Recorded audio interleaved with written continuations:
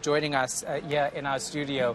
So I was speaking to the Patriotic Alliance earlier, and they are super surprised. Excited. Because in the past couple of elections, when they were here, they got I think it was 6,000 or 8,000, he said, and now they're sitting on 290,409 votes.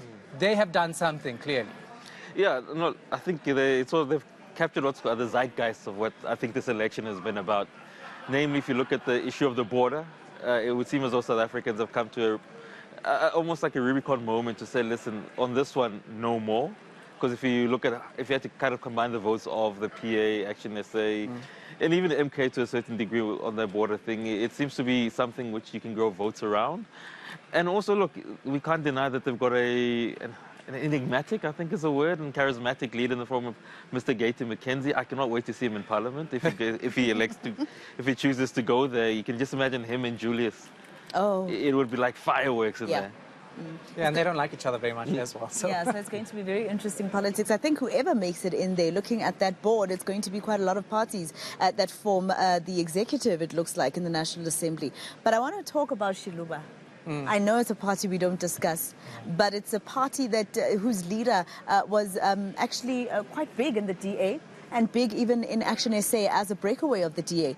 They're not performing well at all. They are, I think, 1,983. Yeah. 1,983. Well, I think you can kind of put them in the same bracket as a Bosa type of, and even a Rise.